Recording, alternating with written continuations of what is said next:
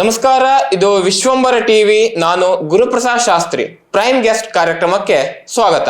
ಇವತ್ತು ನಮ್ಮ ಜೊತೆಗಿದ್ದಾರೆ ಲಯನ್ ತ್ರಿವಿಕ್ರಮ್ ಪಟವರ್ಧನ್. ಶಿರಸಿಯಲ್ಲಿ ಆತ್ರೇಯ ಮೆಡಿಕಲ್ಸ್ ಇದರ ಮುಖ್ಯಸ್ಥರಾಗಿದ್ದಾರೆ. ಜೊತೆಗೆ ಪ್ರತಿಷ್ಠಿತ ಲಯನ್ಸ್ ಕ್ಲಬ್ ಇದರ ಮಾಜಿ ಅಧ್ಯಕ್ಷರು ಹಾಗೂ ಪ್ರಸ್ತುತ ಆಡಳಿತ ಮಂಡಳಿಯಲ್ಲಿ ನಿರ್ದೇಶಕರಾಗಿ ಜವಾಬ್ದಾರಿಯನ್ನ ಸಲ್ಲಿಸ್ತಾ ಇದ್ದಾರೆ. ಕಾರ್ಯಕ್ರಮಕ್ಕೆ ಆತ್ಮೀಯ ಸ್ವಾಗತ. ನಮಸ್ತೆ ಸರ್. ನಮಸ್ಕಾರ. ಪ್ರಿಯ ವೀಕ್ಷಕರೇ, ಈ ವಿಡಿಯೋವನ್ನ ನೋಡೋದಕ್ಕೂ ಮೊದಲು ನಮ್ಮ ಚಾನೆಲ್ ಅನ್ನ ಇನ್ನು ಸಬ್ಸ್ಕ್ರೈಬ್ ಮಾಡ್ಕೊಂಡಿಲ್ಲ ಆದ್ರೆ ತಕ್ಷಣವೇ ಸಬ್ಸ್ಕ್ರೈಬ್ ಮಾಡ್ಕೊಳ್ಳಿ. ಹಾಗೆ ವಿಡಿಯೋ ಇಷ್ಟ ಆಗಿದ್ರೆ ಶೇರ್ ಮಾಡಿ. ನೀವು ಓದಿದ್ದು ಮೆಕ್ಯಾನಿಕಲ್ ಇಂಜಿನಿಯರ್. ನೀವು ಓದಿದ ನಂತರ ಪುಣೆಯಲ್ಲಿ 5 ವರ್ಷಗಳ ಕಾಲ ಕೆಲಸ ಮಾಡಿದ್ರಿ. ನಂತರದಲ್ಲಿ ಶಿರ್ಸಿಗೆ ಬಂದ್ರಿ. ಶಿರ್ಸಿಯಲ್ಲಿ ಫಾರ್ಮಾಸ್ಯೂಟಿಕಲ್ ಬಿಸ್ನೆಸ್ ಅನ್ನ ಅಂದರೆ ಡಿಸ್ಟ್ರಿಬ್ಯೂಟರ್ ಆಗಿ ಆ ಒಂದು ಬಿಸ್ನೆಸ್ ಲೈನ್ ಅಲ್ಲಿ ಕೆಲಸ ಮಾಡಿದ್ರಿ. ಈಗ ಒಂದು ಹಂತಕ್ಕೆ ರಿಟೈರ್ಡ್ ಲೈಫ್ ನತ್ತ ಹೋಗ್ತಾ ಇದ್ದೀರಿ. ಆದ್ರೂ ಅದರ ರಿಟೈರ್ಡ್ ಲೈಫ್ ಹೇಳೋಕ್ಕಿಂತ ಸೋಷಿಯಲಿ ಸ್ವಲ್ಪ ಆಕ್ಟಿವ್ ಆಗಿ ತೊಡಸ್ಕೊಳ್ತಾ ಇದ್ದೀರಿ. ಅದ್ರ ಜೊತೆಗೆ ಕಳೆದೊಂದು 35 ವರ್ಷಗಳಿಂದ ಶಿರ್ಸಿಯನ್ನು ಪ್ರತಿಷ್ಠಿತ ಲಯನ್ಸ್ ಕ್ಲಬ್ ಇದೆ, ಅದರ ಒಂದು ಮೆಂಬರ್ ಆಗಿ 2 ಬಾರಿ ಅಧ್ಯಕ್ಷರಾಗಿ ಈಗ ಅದರ ಒಂದು ಆಡಳಿತ ಮಂಡಳಿ ನಿರ್ದೇಶಕರಾಗಿಯೂ ತಾವು ಕೆಲಸವನ್ನು ಮಾಡ್ತಾ ಇದ್ದೀರಿ. ನಿಮ್ಗೆ ಈ ಲಯನ್ಸ್ ಕ್ಲಬ್ನ ಒಂದು ಅಂದ್ರೆ ಅದಕ್ಕೊಂದು ಪ್ರೇರಣೆ ಹೇಗೆ ಬಂತು? ಲಯನ್ಸ್ ಕ್ಲಬ್ ಜಾಯಿನ್ ಆಗಬೇಕು ಅಥವಾ ಅಲ್ಲಿ ಕೆಲಸ ಮಾಡಬೇಕು ಹೇಳಿ ಯಾಕೆ ಅನ್ನಿಸ್ತು? ಬೇಸಿಕಲಿ ಎಲ್ರಿಗೂ ಮುಖ್ಯ ವಿಶ್ವಂಬರ ಟಿ ವಿ ವೀಕ್ಷಕರಿಗೆ ನಮಸ್ಕಾರಗಳು. ನನ್ನ ತಂದೆ ದಿವಂಗತ ಡಾಕ್ಟರ್ ಎನ್ ಪಟವರ್ಧನ್ ಅವರು ಲಯನ್ಸ್ ಕ್ಲಬ್ನಲ್ಲಿ ಸಾಕಷ್ಟು ಕೆಲಸಗಳನ್ನು ಮಾಡಿ ತುಂಬ ಪ್ರಸಿದ್ಧಿ ಪಡೆದಿದ್ದರು. ಲಯನ್ಸ್ ಕ್ಲಬ್ ಅಷ್ಟೇ ಅಲ್ಲ, ಅನೇಕ ಸಾಮಾಜಿಕ ಕಾರ್ಯಗಳಲ್ಲಿದ್ದರು. ವೈದ್ಯರಾಗಿ ಕೂಡ ತುಂಬ ಪ್ರಖ್ಯಾತರಾಗಿದ್ದರು. ಒಂದು ಸಣ್ಣ ಮಾತಲ್ಲಿ ಹೇಳುವುದಂದರೆ, ಈಗ ನನಗೆ 67ನೇ ವರ್ಷ ನಡೀತಾ ಇದೆ. ಇನ್ನೂ ಕೂಡ ನನ್ನನ್ನು ಜನ ಡಾಕ್ಟರ್ ಪಟವರ್ಧನ್ರ ಮಗ ಅಂತ ಗುರುತಿಸ್ತಾರೆ ಹೊರತು ಆತ್ರೇಯ ಮೆಡಿಕಲ್ ಮಾಲಕ ಅಂತ ಗುರುತಿಸೋದು ಕಡಿಮೆ. ಅಂದರೆ ಅಷ್ಟು ಪ್ರಸಿದ್ಧಿ ಇತ್ತು ಅವ್ರದ್ದು. ಹಾಗಾಗಿ ಅವರಿಂದ ಪ್ರೇರಣೆ ಪಡೆದು ಆ ಕಾಲದಲ್ಲಿ GN Hegde, lion GN Hegde ಅವರು ಅಧ್ಯಕ್ಷರಾಗಿದ್ದರು 90ರಲ್ಲಿ. ಅವರು ಅಧ್ಯಕ್ಷರಾಗಿದ್ದ ಕಾಲದಲ್ಲಿ ಅವರು ನನ್ನ ಅಂಗಡಿಗೆ ಬಂದು, ನಿಮ್ಮ ತಂದೆಯವರು ಕೂಡ ಮೆಂಬರ್ ಇದ್ದಾರೆ, ಜೊತೆಗೆ ನೀನು ಸೇರಿಕೊಳ್ಬೇಕು ಅಂತ ಕೇಳಿಕೊಂಡಾಗ ಖಂಡಿತ ನಾನು ಆನಂದದಿಂದ ಒಪ್ಕೊಂಡೆ. ಎಷ್ಟು ಸಮಯ ಸಾಧ್ಯ ಆಗತ್ತೆ ಅಂದರೆ, ನಾನು ಬಿಸ್ನೆಸ್ ನಡೆಸ್ತಾ ಇದ್ದೆ, ಹೋಲ್ಸೇಲ್ ಫಾರ್ಮಾಸ್ಯೂಟಿಕಲ್ ಡಿಸ್ಟ್ರಿಬ್ಯೂಷನ್ನು, ಜೊತೆಗೆ ಆತ್ರೇಯ ಆಯುರ್ವೇದಿಕ್ ಮೆಡಿಕಲ್ಸು ನಡೆಸ್ತಾ ಇದ್ದೆ. ಇದೆರಡನ್ನೂ ಸಂಭಾಳಿಸ್ಕೊಂಡು ಜೊತೆಗೆ ನಮ್ಮ ಕೆಮಿಸ್ಟ್ ಆ್ಯಂಡ್ ಡ್ರಗಿಸ್ಟ್ ಅಸೋಸಿಯೇಷನಲ್ಲಿ ಕೂಡ ನಾನು ಇನ್ವಾಲ್ವ್ ಆಗಿದ್ದೆ. ಅದರಲ್ಲೂ ಕೂಡ ಡಿಸ್ಟ್ರಿಕ್ಟ್ ಪ್ರೆಸಿಡೆಂಟ್ ಆಗಿ, ಕಾರ್ಯದರ್ಶಿಯಾಗಿ, ಸ್ಟೇಟ್ ಎಕ್ಸಿಕ್ಯೂಟಿವ್ ಮೆಂಬರ್ ಆಗಿ ಕೂಡ ಕೆಲಸ ಮಾಡಿದ್ದೇನೆ. ಸೊ ಇಷ್ಟೆಲ್ಲರ ನಡುವೆ ಎಷ್ಟು ಸಾಧ್ಯ ಆಗತ್ತೆ ನನಗೆ ಸಮಯ ಕೊಡಲಿಕ್ಕೆ ಅನ್ನೋದೊಂದು ಪ್ರಶ್ನೆ ಇತ್ತು. ಆದರೂ ತುಂಬ ತಂದೆಯವರ ಕೆಲಸ ನೋಡಿ ಹುರುಪಿನಿಂದ ಖಂಡಿತ ಆಗ್ತೇನೆ ಅಂತ ಒಪ್ಕೊಂಡೆ. ಹಾಗೆ ನನ್ನ ಲಯನ್ಸ್ನಲ್ಲಿ ಜರ್ನಿ ಶುರುವಾಯಿತು. ಓಕೆ. ತದನಂತರ 92ರಲ್ಲಿ ಪ್ರೊಫೆಸರ್ ರವಿ ನಾಯ್ಕರವರು ಅವರು ಲಯನ್ಸ್ ಕ್ಲಬ್ಬಿಗೆ ಪ್ರೆಸಿಡೆಂಟ್ ಆಗಿ ಸೆಲೆಕ್ಟ್ ಆದರು. ಅವರು ಆಗ MES ಮೇನ್ ಕಾಲೇಜಲ್ಲೇ ಪ್ರೊಫೆಸರ್ ಆಗಿದ್ದರು. ಅವರು ಪ್ರೆಸಿಡೆಂಟ್ ಆದಾಗ ಅವರು ಒಂದಿನ ಬೆಳಿಗ್ಗೆ ಬಂದು ನನಗೆ ಟ್ರೆಜರರ್ ಆಗ್ತೀಯಾ, ಖಜಾಂಜಿ ಆಗ್ತೀಯಾ ಅಂತಂದರು. ನನಗೆ ಆಶ್ಚರ್ಯ ಆಗೋಯ್ತು. ನಾನು ಇನ್ನೂ ಬರೀ ಕಣ್ಣು ಬಿಡ್ತಾ ಇದ್ದೇನೆ ಲಯನಿಸಮಲ್ಲಿ, ಈಗ ನಾನು ಟ್ರೆಜರರ್ ಅಂತಾರೆ ಹೇಗೆ ಅಂತ. ಬಟ್ ಅದೊಂದು ದೊಡ್ಡ ಬೂನ ಆಯ್ತು ನನಗೆ. ರವಿ ನಾಯ್ಕರ ಜೊತೆಗೆ ಅವರಿಗೆ ವಿನಾಯಕ್ ಭಟ್ರವರು ಕಾರ್ಯದರ್ಶಿ ಆಗಿದ್ದರು, ಇಂಜಿನಿಯರ್, ಈಗ ರಿಟೈರ್ ಆಗಿದ್ದಾರೆ, ಅಸಿಸ್ಟೆಂಟ್ ಎಕ್ಸಿಕ್ಯೂಟಿವ್ ಇಂಜಿನಿಯರು. ಸೊ ಅವರಿಬ್ಬರ ಒಡನಾಟ ಬಂತು, ಅವರ ಒಳ್ಳೆ ಗೆಳೆತನವೂ ಸಿಕ್ತು. ನನಗೂ ಕೂಡ ಇದರಲ್ಲಿ ಒಳ್ಳೆ ಕಲೀಲಿಕ್ಕೆ ಅವಕಾಶ ಇತ್ತು. ಓಕೆ ಸರ್, ಈಗ ಈ ಲಯನ್ಸ್ ಕ್ಲಬ್ ಅನ್ನುವಂಥದ್ದು internationally recognised international club, Lions international ಅಂತ. ಈ ಲಯನ್ಸ್ ಇಂಟರ್ನ್ಯಾಷನಲ್ ಹೇಳುವಂಥದ್ದು ಕ್ಲಬ್ನ ಉದ್ದೇಶ ಏನು, ಯಾವ ಕಾರಣಕ್ಕೆ ಸ್ಥಾಪನೆ ಆಯಿತು ಮತ್ತು ಅದರ ಕಾರ್ಯವ್ಯಾಪ್ತಿ ಯಾವ ರೀತಿ ಇದೆ? ಈಗ ಲಯನ್ಸ್ ಇಂಟರ್ನ್ಯಾಷನಲ್ ಅಂತ ಹೇಳೋದಾದರೆ, ಲಯನ್ಸ್ ಕ್ಲಬ್ ಅಂತ ಜೂನ್ 7, 1917ನೇ ಇಸ್ವಿಯಲ್ಲಿ ಮೆಲ್ವಿನ್ ಜೋನ್ಸ್ ಅನ್ನುವರು ಪ್ರಾರಂಭಿಸಿದರು. ಅವರು ಬೇಸಿಕಲಿ ಬಿಸ್ನೆಸ್ ಮೆನ್ ಆಗಿದ್ದವರು, ಬಿಸ್ನೆಸ್ ನಡೆಸ್ತಾ ಇದ್ರು, ಇನ್ಶೂರೆನ್ಸ್ ಬಿಸ್ನೆಸ್ ಇತ್ತು. ಅವರು ಮಿತ್ರರೆಲ್ಲ ಒಂದೆಡೆ ಸೇರಿಕೊಂಡು ಎಲ್ಲ ಮಾತುಗಳ ವಿನಿಮಯ ಅದೆಲ್ಲ ನಡೆಸ್ತಾ ಇದ್ರು. ಆಗ ಅವರಿಗೆ ತಲೆಗೆ ಬಂದಿದ್ದು, ನಮ್ಮ ಬರೀ ಇಷ್ಟೇ ಬಿಸ್ನೆಸ್ಸು ಅಥವಾ ಹಣ ಗಳಿಕೆ ಒಂದೇ ವಿಷಯ ಅಲ್ಲ, ಸಾಮಾಜಿಕ ಸೇವೆಯನ್ನು ಕೂಡ ನಾವು ಮಾಡಬೇಕು ಅನ್ನುವಂಥ ಒಂದು ಅವರ ಬಯಕೆಯಿಂದ 1917ನೇ ಇಸ್ವಿಯಲ್ಲಿ ಲಯನ್ಸ್ ಕ್ಲಬ್ ಪ್ರಾರಂಭ ಆಯಿತು. 1920ನೇ ಇಸ್ವಿಯಲ್ಲಿ ಕೆನಡಾದಲ್ಲಿ ಯಾವಾಗ ಒಂದು ಕ್ಲಬ್ ಪ್ರಾರಂಭ ಆಯಿತು, ಆವಾಗ ಅದು ಲಯನ್ಸ್ ಕ್ಲಬ್ಸ್ ಇಂಟರ್ನ್ಯಾಷನಲ್ ಅಂತ ಹೆಸರು ಪಡ್ಕೊಂಡಿತು. ಓಕೆ. ಆಗ ಲಯನ್ಸ್ ಕ್ಲಬ್ ಇಂಟರ್ನ್ಯಾಷನಲ್ ಹೆಸರು ಪಡ್ಕೊಂಡಾಗ ಬೇರೆ ಬೇರೆ ದೇಶಗಳಿಗೆ ಬೇರೆ ಬೇರೆ ಕಡೆಗೆ ಎಲ್ಲ ಲಯನ್ಸ್ ಕ್ಲಬ್ಗಳು ಶುರುವಾದವು. ಮುಖ್ಯವಾಗಿ ಸಮಾಜ ಸೇವೆ, ನಾವು ಹಣ ಗಳಿಸಲಿಕ್ಕೆ ನಾವು ಬೇರೆ ಬೇರೆ ಮಾರ್ಗೋಪಾಯಗಳನ್ನು ನಡೆಸ್ತೇವೆ. ನಮ್ಮ ಜೀವನ ನಿರ್ವಹಣೆ ಇರ್ಬೋದು, ಫ್ಯಾಮಿಲಿ ನಿರ್ವಹಣೆ ಇರ್ಬೋದು, ಅಷ್ಟಕ್ಕೆ ನಮ್ಮದು ಸೀಮಿತವಾಗಿರಬಾರ್ದು. ಸಮಾಜದ ಕಡೆ ಕೂಡ ನಮಗೆ ಎಷ್ಟು ನಾವು ಪಡೆದಿರ್ತೇವೆ ಸಮಾಜದಿಂದ, ಒಂದು ಸ್ವಲ್ಪ ಮಾತ್ರವಾದರೂ ಸಮಾಜಕ್ಕೆ ನಾವು ಕೊಡಬೇಕಾದ್ದು ನಮ್ಮ ಕರ್ತವ್ಯ ಅನ್ನುವಂಥ ಕಾರಣದಿಂದ ಈ ಸಮಾಜ ಸೇವೆ ಮಾಡೋ ಮೇನ್ ಧ್ಯೇಯ ಇಟ್ಕೊಂಡು ಲಯನ್ಸ್ ಕ್ಲಬ್ಬು ಶುರುಗೊಂಡು ಅದೇ ರೀತಿ ಕಾರ್ಯ ಈಗ 100 ವರ್ಷಗಳ ಮೇಲಾಯಿತು ಕಾರ್ಯನಿರ್ವಹಿಸ್ತಾ ಇದೆ. ಓಕೆ. ಈಗ ಇಂಟರ್ನ್ಯಾಷನಲ್ಲಿ ಸ್ಥಾಪನೆ ಆದಂಥ ಒಂದು ಲಯನ್ಸ್ ಕ್ಲಬ್ ಈಗ ಸಾಕಷ್ಟು ದೇಶಗಳಲ್ಲಿ ಆರಂಭಗೊಂಡ ನಂತರ ಭಾರತದಲ್ಲಿ ಅದರ ನಂತರ ಕರ್ನಾಟಕಕ್ಕೆ ಬಂದು ನಮ್ಮ ಶಿರ್ಸಿ ಅಂತ ಒಂದು ಸಣ್ಣ ಊರಿಗೆ ಬಂತು. ಕಳೆದ ಒಂದು 52 ವರ್ಷಗಳಿಂದ ಶಿರ್ಸಿಯಲ್ಲಿ ಲಯನ್ಸ್ ಕ್ಲಬ್ ಕೆಲಸ ಸಾಕಷ್ಟು ಒಳ್ಳೆ ಕೆಲಸ ಮಾಡಿದೆ, ಕೆಲಸಗಳನ್ನು ಮಾಡ್ತಾ ಇದೆ. ಈಗ ಇಂಟರ್ನ್ಯಾಷನಲಿ ರೆಕಾಗ್ನೈಸ್ ಆಗಿರ್ತಕ್ಕಂಥ ಒಂದು ಸಂಸ್ಥೆ ಶಿರ್ಸಿಗೆ ಬರ್ಲಿಕ್ಕೆ ಹೇಗೆ ಸಾಧ್ಯ ಆಯಿತು? ಈಗ ಲಯನ್ಸ್ ಇಂಟರ್ನ್ಯಾಷನಲ್ ಅಂತ ಶುರು ಆದಮೇಲೆ ಭಾರತಕ್ಕೆ ಸ್ವಾತಂತ್ರ್ಯ ಸಿಕ್ಕ 47ನೇ ಇಸ್ವಿಯಲ್ಲಿ ಸ್ವಾತಂತ್ರ್ಯ ಸಿಕ್ಕ ನಂತರ 56ನೇ ಇಸ್ವಿಯಲ್ಲಿ ಬಾಂಬೆಗೆ ಪ್ರಪ್ರಥಮವಾಗಿ ಭಾರತದಲ್ಲಿ ಲಯನ್ಸ್ ಕ್ಲಬ್ಗಳು ಶುರುವಾದವು. ಬಾಂಬೆಯಲ್ಲಿ ಲಯನ್ಸ್ ಕ್ಲಬ್ ಶುರುವಾಗಿದ್ದು ಬಾಂಬೆಯವರಿಂದ ಪ್ರೇರಣೆ ಪಡೆದು ಹುಬ್ಬಳ್ಳಿಯಲ್ಲಿ 60ನೇ ಇಸ್ವಿಯಲ್ಲಿ ಶುರುವಾಯಿತು ಪ್ರಥಮ ಕ್ಲಬ್. ಈಗ ಹುಬ್ಬಳ್ಳಿಯಲ್ಲಿ 5-6 ಕ್ಲಬ್ಗಳಿದ್ದಾವೆ. ಓಕೆ. ಬಟ್ ಆಗ ಲಯನ್ಸ್ ಕ್ಲಬ್ ಆಫ್ ಹುಬ್ಬಳ್ಳಿ ಅಂತ 60ನೇ ಇಸ್ವಿಯಲ್ಲಿ ಶುರುವಾಯಿತು. ಹುಬ್ಬಳ್ಳಿ ಕ್ಲಬ್ನವರು ನಮ್ಮ ಶಿರ್ಸಿ ಜನರನ್ನು ಸಂಪರ್ಕಿಸಿ 73ನೇ ಇಸ್ವಿಯಲ್ಲಿ ಪ್ರೊಫೆಸರ್ ಎನ್ ಜಿ ಭಟ್ ಆಗಿನ MES ಕಾಲೇಜಿನ ಪ್ರೊಫೆಸರ್ ಆಗಿದ್ದರು. ನಂತರ ಪ್ರಿನ್ಸಿಪಾಲ್ ಆಗಿ ಕೂಡ ಅವರು ಸೇವೆ ಸಲ್ಲಿಸಿದರು. ಅವರ ಮುಂದಾಳತ್ವದಲ್ಲಿ ಸಮಾನ ಮನಸ್ಕರಿಂದ ಒಗ್ಗೂಡಿಕೊಂಡು ಒಂದು ಲಯನ್ಸ್ ಕ್ಲಬ್ಬನ್ನು ಪ್ರಾರಂಭಿಸುವ ಅಂತ ಸಮಾಜ ಸೇವೆಗಾಗಿ ಪ್ರಾರಂಭಿಸುವ ಅಂತ ಹೇಳ್ಕೊಂಡು ವಿಚಾರ ಮಾಡಿ ಪ್ರಾರಂಭಿಸಿದರು. ಓಕೆ. ಇದರಲ್ಲಿ ಮುಖ್ಯವಾಗಿ ನಾವು ಲಯನ್ಸ್ ಕ್ಲಬ್ ನಾನಾಗೇ ಶುರು ಮಾಡ್ತೇನೆ ಅಂತ ಹೇಳಿಕ್ಕೆ ಆಗೋದಿಲ್ಲ. ಈಗ ಆಲ್ರೆಡಿ ಯಾವುದೋ ಒಂದು ಕ್ಲಬ್ ಇದ್ದರೆ ಆ ಕ್ಲಬ್ಬಿಂದ ಸ್ಪಾನ್ಸರ್ಶಿಪ್ ಪಡೆದ್ರೆ ಆಗ ನಾವು ಮತ್ತೊಂದು ಕ್ಲಬ್ ಪ್ರಾರಂಭಿಸ್ಬೋದು. ಹಾಗೆ ಲಯನ್ಸ್ ಕ್ಲಬ್ ಆಫ್ ಸ್ಯಾಕ್ಸ್ಟನ್ನಿಂದ ಬಾಂಬೆಗೆ ಬಂತು, ಬಾಂಬೆಯಿಂದ ಹುಬ್ಬಳ್ಳಿಗೆ ಬಂತು, ಹುಬ್ಬಳ್ಳಿಯಿಂದ ಸಿರ್ಸಿಗೆ ಬಂತು. ಸಿರ್ಸಿಗೆ ಬಂದ ನಂತರ ನಾವು ಸಿರ್ಸಿಯವರು ಕೂಡ ಹೊನ್ನಾವರ ಕ್ಲಬ್ಬನ್ನು 76ರಲ್ಲಿ, ಗೋಕರ್ಣ ಕ್ಲಬ್ಬನ್ನು 77ರಲ್ಲಿ ನಾವೇ ಹುಟ್ಟು ಹಾಕಿದ್ದೇವೆ. ಹೀಗೆ ಲಯನ್ಸ್ ಕ್ಲಬ್ಬು ಜರ್ನಿ ಪ್ರಾರಂಭವಾಯಿತು ಸಿರ್ಸಿಯಲ್ಲಿ 73ರಲ್ಲಿ.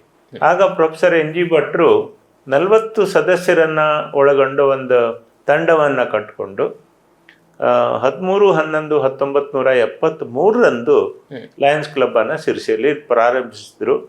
ಆಮೇಲೆ 29/11/73ಕ್ಕೆ ನಮ್ಮದು ಇಂಟರ್ನ್ಯಾಷನಲ್ ರಿಕಗ್ನಿಷನ್ ಆಯಿತು. ಅದಕ್ಕೆ ಚಾರ್ಟರ್ ಪ್ರೆಸೆಂಟೇಷನ್ ಅಂತ ಹೇಳ್ತಾರೆ. ಅಂದರೆ ಒಂದು ಇಂಟರ್ನ್ಯಾಷನಲಿ ರಿಕಗ್ನೈಸ್ ಮಾಡಿ ನಮ್ಮ ಮೂಲ ಯಾರು 40 ಮೆಂಬರ್ಗಳಿದ್ದಾರೆ ಅವರದೆಲ್ಲ ಹೆಸರುಗಳನ್ನು ಅದರಲ್ಲಿ ನಮೂದಿಸಿ ಇವತ್ತಿನಿಂದ ಇದು ಅಧಿಕೃತವಾಗಿ ಲಯನ್ಸ್ ಕ್ಲಬ್ ಆಫ್ ಸಿರ್ಸಿ ಪ್ರಾರಂಭವಾಗಿದೆ ಎನ್ನುವ ವಿಷಯನ ಚಾರ್ಟರ್ ಪ್ರೆಸೆಂಟೇಷನ್ ಅಂತಾರೆ. ಅದನ್ನು ಫೆಬ್ರವರಿ 74ರಲ್ಲಿ ನಮಗೆ ಪ್ರದಾನ ಮಾಡಲಾಯಿತು. ಬಟ್ 73ರಲ್ಲಿ ನಮ್ಮ ಲಯನ್ಸ್ ಕ್ಲಬ್ ಶುರುವಾಯಿತು.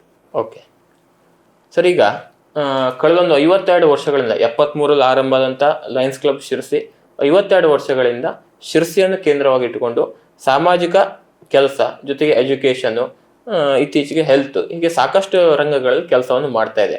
ಒಂದಷ್ಟು ಶಿರ್ಸಿ ಜನರಿಗೆ ಅಥವಾ ಈ ಒಂದು ವ್ಯವಸ್ಥೆ ಸಮಾಜಕ್ಕೊಂದು ಅನುಕೂಲ ಆಗಬೇಕು ಅನ್ನೋ ದೃಷ್ಟಿಯಲ್ಲಿ ಸಾಕಷ್ಟು ಪರ್ಮನೆಂಟ್ ಪ್ರಾಜೆಕ್ಟ್ಗಳನ್ನು ಇಂಟರ್ನ್ಯಾಷನಲಿ ಫಂಡನ್ನು ತಗೊಂಡು ಸಾಕಷ್ಟು ಸಾಮಾಜಿಕ ಒಳ್ಳೆ ಕೆಲಸಗಳನ್ನು ಪ್ರಾಜೆಕ್ಟ್ಗಳನ್ನು ಮಾಡಿದೆ. ಹಾಗಾಗಿ ಕಳೆದೊಂದು 52 ವರ್ಷಗಳಲ್ಲಿ ಯಾವ್ಯಾವ ರೀತಿ ಕೆಲಸಗಳು ಲಯನ್ಸ್ ಕ್ಲಬ್ ಶಿರಸಿಯಿಂದ ಆಗಿದೆ ಹೇಳುವಂತ ಮಾಹಿತಿ ಸಿಗ್ಬೋದಾ? ಹೌದು, ಖಂಡಿತ.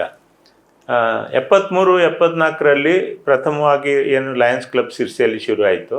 ಆಗ ಪ್ರೊಫೆಸರ್ NG ಭಟ್ರು ಪ್ರೆಸಿಡೆಂಟ್ ಆಗಿದ್ದರು.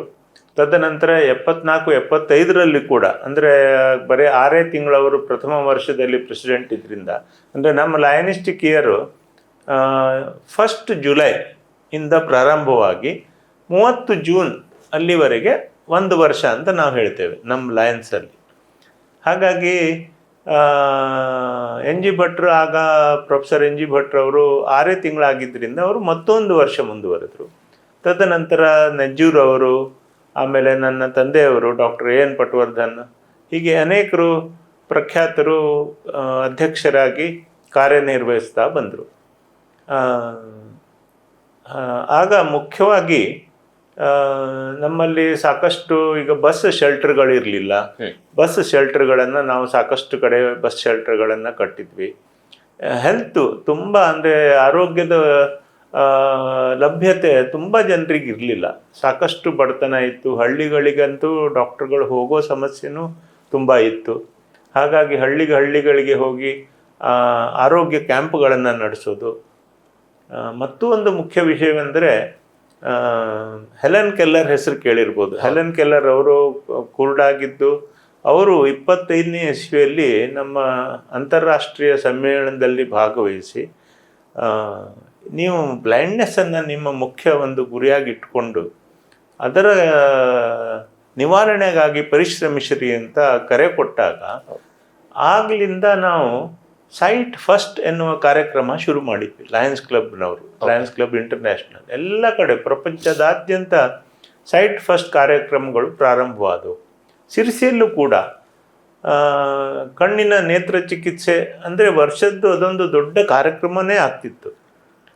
ಪ್ರತಿ ವರ್ಷ ಪ್ರತಿ ಅಧ್ಯಕ್ಷರು ಕೂಡ ಒಂದು ಕಣ್ಣಿನ ಕ್ಯಾಂಪನ್ನು, ಅಂದರೆ ಆಗಿನ ಕಾಲದಲ್ಲಿ ಹೇಗಿರ್ತಿತ್ತು ಅಂದರೆ, ಈಗಿನ ಹಾಗೆ ಬೆಳಿಗ್ಗೆ ಹೋಗಿ ಮಧ್ಯಾಹ್ನ ರಿಟರ್ನ್ ಬರುವಂಥದ್ದು ಸಮಸ್ಯೆ ಇರಲಿಲ್ಲ.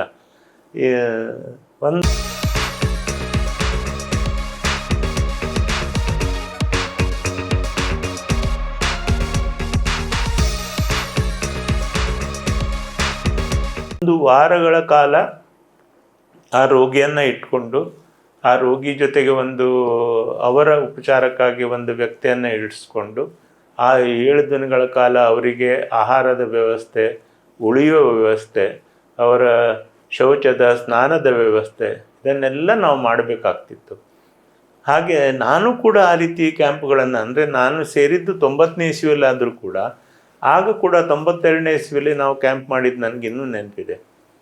ರಾಯಪ್ಪ ಹುಲೇಕಲ್ ಶಾಲೆಯಲ್ಲಿ, ಅಲ್ಲಿ ಹಿಂಭಾಗದಲ್ಲಿ ಒಂದು ಟೆಂಪರರಿ, ನಮ್ಮ VM ಭಟ್ರು ಇಂಜಿನಿಯರೇ ಇದ್ದರು, ಅವರು ಒಂದು ಟೆಂಪರರಿ ಶೌಚಾಲಯ ಕಟ್ಕೊಂಡ್ರು, ಸ್ನಾನಗೃಹ ಕಟ್ಟಿದ್ರು. ಅಲ್ಲಿ ಐ ಕ್ಯಾಂಪ್, ಅಂದರೆ ಉಚಿತ ಅಂತಂದರೆ 1 ನಯಾ ಪೈಸೆ ಖರ್ಚಿಲ್ಲದ ಉಚಿತ ಪರೀಕ್ಷೆ, ಆಮೇಲೆ ಶಸ್ತ್ರಚಿಕಿತ್ಸೆ, ಆಮೇಲೆ ಕನ್ನಡಕ ವಿತರಣೆ, ಇದೆಲ್ಲ ವಿಷಯಗಳು. ಈಗ ಕನ್ನಡಕ ವಿತರಣೆ ಇರೋದಿಲ್ಲ, ಯಾಕಂದರೆ ಈಗ ಲೆನ್ಸನ್ನು ಕೂರಿಸ್ಬಿಡ್ತಾರೆ. ಹಾಗಾಗಿ ತುಂಬ ಅಡ್ವಾನ್ಸ್ ಆಗಿದೆ ಈಗಿನ ಕಾಲದಲ್ಲಿ. ಆಗ ಮತ್ತೆ ಫೇಲಿಯರ್ ಆಗೋ ಚಾನ್ಸಸ್ಸು ತುಂಬ ಇರ್ತಿತ್ತು. ಹಾಗಾಗಿ ಇನ್ಫೆಕ್ಷನ್ ಆಗದೆ ಇರುವಂಗೆ, ಈಗ ರಾಯಪ್ಪ ಹೋಲಿಕಲ್ ಶಾಲೆ ಅಂತಂದರೆ ಪಬ್ಲಿಕ್ ಪ್ಲೇಸು, ಅಷ್ಟು ನಾವು ಶುಚಿತ್ವ ಕಾಪಾಡಿಕೊಂಡು ಕಣ್ಣಿನ ಕ್ಯಾಂಪ್ಗಳನ್ನು ನಡೆಸಬೇಕಾಗ್ತಿತ್ತು. 1 ವಾರಗಳ ಕಾಲ ಅಂತ ಹೇಳಿದ್ನಲ್ಲ, ಆ ಪೇಷಂಟಿಗೆ ಮತ್ತೆ ಏನೇನೋ ತಿನ್ಲಿಕ್ಕೆ ಕೊಡೋದಲ್ಲ, ಅವರಿಗೆ ರವೆ ಗಂಜಿನೇ ಆಗಬೇಕಿತ್ತು. ಆಮೇಲೆ ಅವ್ರ ಜೊತೆಗೆ ಒಬ್ಬರ ಪರಿಚಾರಕರನ್ನು ಇಟ್ಕೊಂಡಿದ್ರೆ ಅವರಿಗೆ ರೆಗ್ಯುಲರ್ ಆದ ಆಹಾರ, ಹೀಗೆ ಆಹಾರದ ವ್ಯವಸ್ಥೆ ಎಲ್ಲವನ್ನು ನಾವು ನಮ್ಮ ಫಂಡ್ಗಳಿಂದ ಅಥವಾ ಪಬ್ಲಿಕ್ಕಿಂದ ಡೊನೇಷನ್ಗಳನ್ನು ತಗೊಂಡು ಈ ಕ್ಯಾಂಪ್ಗಳನ್ನು ಮಾಡ್ತಿದ್ವಿ. ಹೀಗೆ ಅನೇಕ, ನಾವು ಮಾಸ್ ಮ್ಯಾರೇಜ್ ಕೂಡ ಮಾಡಿದ್ದೇವೆ ಹಿಂದೆ, ಅಂದರೆ ನನ್ನ ಕಾಲದಲ್ಲೆಲ್ಲ ಹಿಂದೆ ಸಾಮೂಹಿಕ ಮದುವೆ ಅಗ್ದಿ ಕಡಿಮೆ ವೆಚ್ಚದಲ್ಲಿ ಬಡ ಜನರಿಗೆ ಉಪಯೋಗವಾಗುವ ಹಾಗೆ ಸಾಮೂಹಿಕ ಮದುವೆಗಳನ್ನು ಕೂಡ ಮಾಡಿಸಿದ್ದೇವೆ. ಅದೇ ಹೇಳಿದ್ನಲ್ಲ ಆಗಲೇ, ಬಸ್ ಶೆಲ್ಟರ್ಗಳನ್ನು ಕಟ್ಟಿದ್ದೇವೆ, ಹೆಲ್ತ್ ಚೆಕಪ್ ಕ್ಯಾಂಪ್ಗಳನ್ನು ಮಾಡಿದ್ದೇವೆ. ತುಂಬ ಅನೇಕ ಕಾರ್ಯಗಳು ಜನರಿಗೆ ಉಪಯೋಗ ಆಗುವ ಹಾಗೆ ನಡೆಸ್ಕೊಳ್ತಾ ಬಂದ್ವಿ. 94ನೇ ಇಸ್ವಿಯಿಂದ ನಾವು ಶಾಲೆ ಪ್ರಾರಂಭ ಮಾಡಿದ್ವಿ. ಶಾಲೆ ಪ್ರಾರಂಭ ಮಾಡಿದ ಮೇಲೆ ನಮ್ಮ ಇತಿಹಾಸನೇ ಸ್ವಲ್ಪ ಬದಲಾಯಿತು ಅನ್ಬೋದು. ಒಂದು ಕ್ರಾಂತಿ ಬೆಳವಣಿಗೆ ಅಂತ ಹೇಳ್ಬೋದು. ಹೌದು. ಈಗ ಹೇಗೆ ದಿನಮಾನಗಳು ಬದಲಾಗ್ತಾ ಹೋದ್ವು ಅದೇ ರೀತಿ ನಮ್ಮ ಕಾರ್ಯಚಟುವಟಿಕೆಗಳು ಕೂಡ ಬದಲಾಗ್ತಾ ಹೋಯಿತು. ಈಗಿನ ದಿನಮಾನದಲ್ಲಿ ನಮ್ಮಲ್ಲಿ ಕ್ಯಾಟ್ರಾಕ್ಟ್ ಡೆವಲಪ್ಮೆಂಟೂ ಕಮ್ಮಿ ಆಗಿದೆ. ಸೊ ಕ್ಯಾಟ್ರಾಕ್ಟ್ ಆಪರೇಷನ್ ಮಾಡ್ತೇವೆ ಅಂತಂದರೆ ಜನರನ್ನು ಒಟ್ಟು ಹಾಕೋದು ಕೂಡ ಸಮಸ್ಯೆ. ಹಾಗಾಗಿ ಕ್ಯಾಟ್ರಾಕ್ಟ್ ಆಪರೇಷನ್ಗಳನ್ನು ನಾವು ಸದ್ಯ ಬಂದ್ ಮಾಡಿದ್ದೇವೆ. ಆದರೆ ಮತ್ತೊಂದು ಮುಖ್ಯ ಸಮಸ್ಯೆ ಏನಪ್ಪ ಅಂತಂದರೆ ದೃಷ್ಟಿಹೀನರಿಗೆ ಮರಣಾನಂತರ ಯಾರಾದರೂ ದೃಷ್ಟಿ ದಾನ ಮಾಡಿದರೆ, ಕಣ್ಣುಗಳನ್ನು ದಾನ ಮಾಡಿದರೆ ಅದೊಂದು ಅದ್ಭುತವಾದ ಒಂದು ಕಾರ್ಯ ಆಗ್ತದೆ. ಅದಕ್ಕೇನು ಬೇಕು? ನೇತ್ರ ಭಂಡಾರ ಬೇಕು. ಉತ್ತರ ಕನ್ನಡ ಜಿಲ್ಲೆಯಲ್ಲಿ ನೇತ್ರ ಭಂಡಾರ ಇರಲಿಲ್ಲ. ಆಗ ನಾವು ಡಾಕ್ಟರ್ ಶಿವರಾಮ್ರವರು, ಅವರು ರೋಟ್ರಿ ಮೆಂಬರ್ ಆಗಿದ್ದರೂ ಕೂಡ ನಮ್ಮ ಜೊತೆ ಕೈಗೂಡಿಸ್ಕೊಂಡು ಅವರು ಗಣೇಶ್ ನೇತ್ರಾಲಯ ಅಂತ ಏನು ಪ್ರಾರಂಭ ಮಾಡಿದ್ರು, ಗಣೇಶ್ ನೇತ್ರಾಲಯ ಪ್ರಾರಂಭ ಮಾಡಿದ ಮೇಲೆ ಅವರು ಮತ್ತು ನಾವು ಲಯನ್ಸ್ ಕ್ಲಬ್ನವರು ಮತ್ತು ನಯನ ಫೌಂಡೇಶನ್, ಅವರು ನಯನ ಫೌಂಡೇಶನ್ ಅಂತ ಸಾಮಾಜಿಕ ಫೌಂಡೇಶನ್ ಅನ್ನು ಕೂಡ ಪ್ರಾರಂಭ ಮಾಡಿದ್ದಾರೆ. ಸೊ ಈ ಮೂರೂ ಸಂಸ್ಥೆಗಳು ಸೇರಿಕೊಂಡು ಲಯನ್ಸ್ ನಯನ ಐ ಬ್ಯಾಂಕ್ ಅನ್ನೋದನ್ನು ಪ್ರಾರಂಭ ಮಾಡಿದ್ವಿ. ಅದು 19ನೇ ಇಸ್ವಿಯಲ್ಲಿ ಲಯನ್ಸ್ ನಯನ ಐ ಬ್ಯಾಂಕ್ ಪ್ರಾರಂಭ ಮಾಡಿದ ಮೇಲೆ ಮೃತರಾದವರು ಸಾಕಷ್ಟು ಜನ ಆಸಕ್ತಿಯಿಂದ, ಅಂದರೆ ಅವರ ಮನೆಯವರು ನೇತ್ರದಾನ ಮಾಡ್ಲಿಕ್ಕೆ ಮುಂದಾಗ್ಲಿಕ್ಕೆ ಶುರು ಆದರು. ಈಗ ನಾವು ಪ್ಲೆಜ್ ಮಾಡಬೇಕಾಗತ್ತೆ. ಅಂದರೆ ಈಗ ನಾನು ಕೂಡ ಪ್ಲೆಜ್ ಮಾಡಿದ್ದೇನೆ, ನನ್ನ ನಂತರ ನನ್ನ ಕಣ್ಣುಗಳನ್ನು ದಾನ ಮಾಡಬೇಕು ಅಂತ. ಚಿತೆಯಲ್ಲಿ ಭಸ್ಮವಾಗುವ ಬದಲು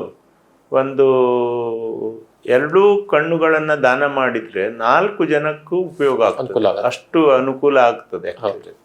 ಹಾಗಾಗಿ ಅಂಥ ಒಂದು ಅದ್ಭುತವಾದ ಒಂದು ದಾನವನ್ನು ಮಾಡಬೇಕು. ಆದರೆ ಮಾಡೋದು ಹೇಗೆ, ಅದನ್ನು ಕಲೆಕ್ಟ್ ಮಾಡೋದು ಹೇಗೆ, ಇದೆಲ್ಲ ಸಮಸ್ಯೆಗಳಿಂದ ಈಗೇನು ನಮ್ಮದು ಲಯನ್ಸ್ ನಯನ ನೇತ್ರ ಭಂಡಾರ ಇದೆ, ಐ ಬ್ಯಾಂಕ್ ಅಂತ ಹೇಳ್ತೇವೆ.